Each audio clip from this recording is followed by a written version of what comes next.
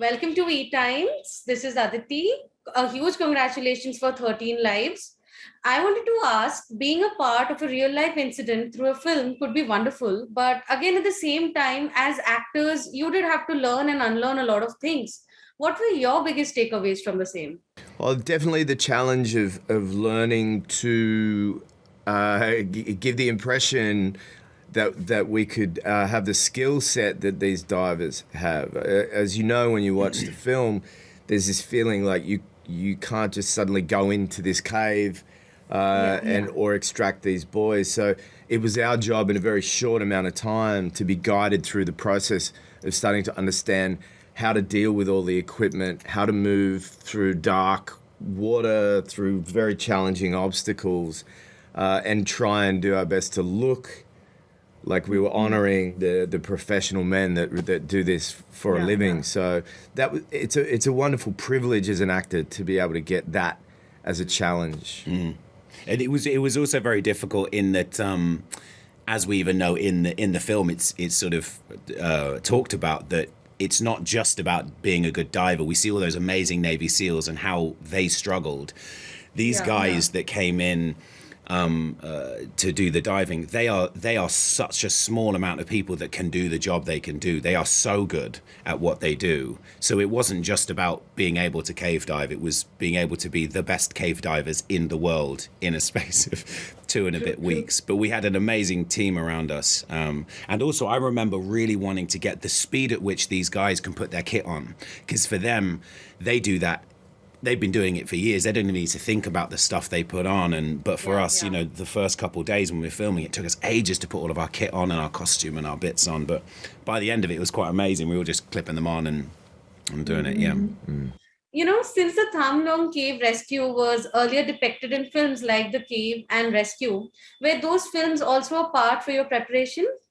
Yeah, I've definitely watched Jimmy Chin's documentary, which I think is fantastic. Also, a lot of the divers have written books, particularly for my part. I read Dr. Harry's book, and it gives you such great insight. And there's also incredible interviews that these guys have given. I loved watching Harry's interview, and it really gave me not just a sense of what he did, but his nature as a person. I have such admiration for him.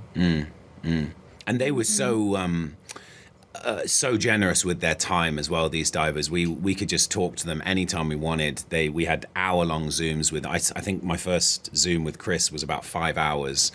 And then any day I had a question, I could just WhatsApp him. And he was amazing. I'd say, hey, you know that the second day when you sat around the camp waiting for the water to go down, and what were you doing? He said, oh, you know, we were prepping our kit. I was replacing the batteries. So it was a real joy to be in it, because there was no point in which we didn't know exactly what we were doing, because they were so invested in it and willing to share that. You know, Tom, you had earlier mentioned that you had been claustrophobic, and since your character demanded you to shoot inside the cave, were there challenges in dealing with that fear? Big time. I mean, I'll be honest, I didn't really know that I was claustrophobic until this film. And so I learnt just how much I struggle with being in small spaces on that. But it was an interesting journey for me, because it just every day it never really got easier for me. I mean, there were days when it felt a bit easier, and then out of nowhere I'd suddenly feel myself really panicking being in this. It's when you get stuck really, and you think there's not really you don't feel there's anyone around there to help you. But of course, in the darkness, we had this amazing stunt team who were just ready to come in and help us if we needed to. But when we're filming it, it doesn't feel that way. But it was quite a special experience to do. And really, Joel earlier today said this expression, no acting required.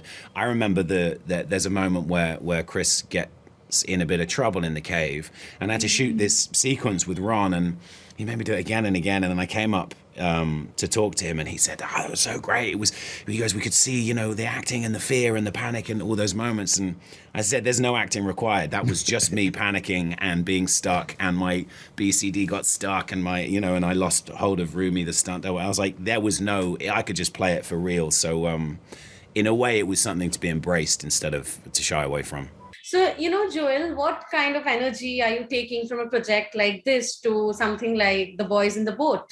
I'm specializing in water films at the moment. I thought I could do a movie Yeah, underwater, and yeah. now I'll do a movie on top of the water. Look, every movie to me is look.